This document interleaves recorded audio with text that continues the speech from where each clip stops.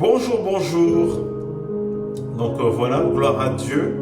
Nous continuons aujourd'hui à voir ce que nous avons commencé hier, c'est-à-dire notre héritage en Jésus-Christ. Après avoir vu ensemble ce que c'est la nouvelle naissance, l'identité en Jésus-Christ, nous sommes en train de voir cette semaine l'héritage en Jésus-Christ. Donc hier, nous avons commencé à regarder les 7 actes que le Seigneur Jésus-Christ a posés dans l'œuvre achevée à la croix de Golgotha pour récupérer l'héritage des enfants de Dieu et récupérer et redonner l'héritage en Christ à tous ceux qui croient et croiront en Jésus-Christ.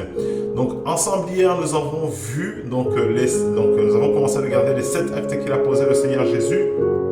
Donc, nous avons vu ensemble ce que ça symbolisait que le jardin de Gethsémani, premier acte. Deuxième acte, nous avons vu ensemble ce que ça représentait la couronne d'épines qu'on lui a fait porter.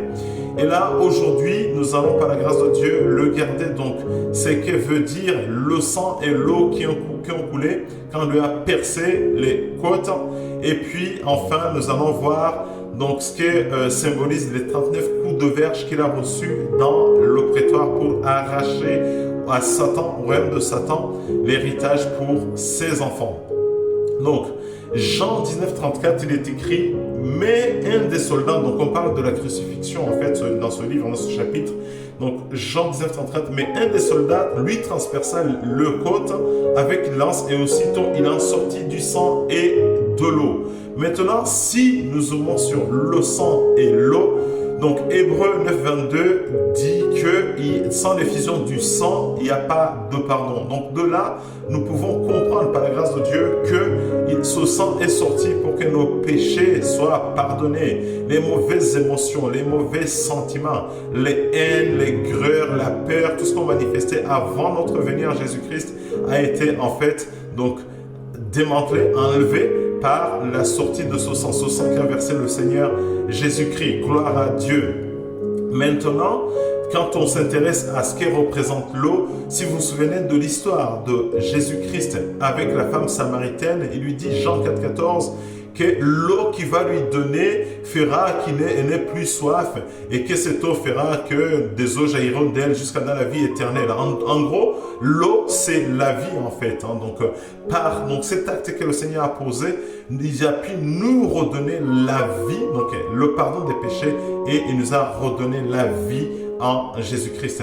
Voilà, donc maintenant, si on s'intéresse, donc ça c'est l'acte numéro 3, acte numéro 4, les 39 coups de verge qu'il a reçus dans le prétoire chez Ponce Pilate.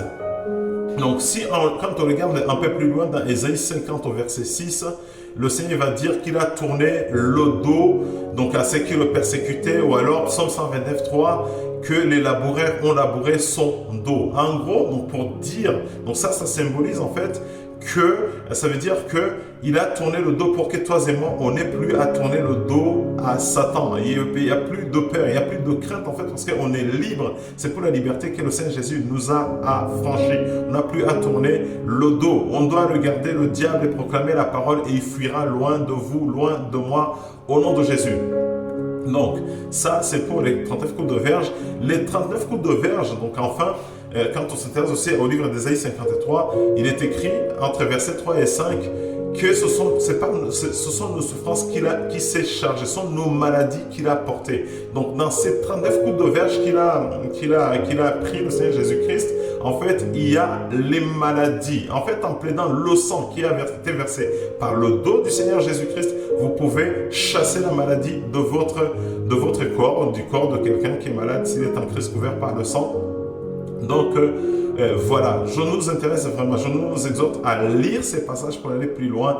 Aussi, je mettrai donc les enseignements que moi j'ai reçus, où est-ce que j'ai été chercher cette information, dans la description de cette vidéo sur la chaîne YouTube que l'on utilise, qui est le témoin. Je prie que le Seigneur maintenant vous révèle ses écrits, vous révèle ce qu'il a fait à la croix pour vous et pour moi. Et je prie mon Dieu qu'il vous bénisse, qu'il bénisse l'œuvre de vos mains. Très bonne journée et à demain par la grâce de Dieu.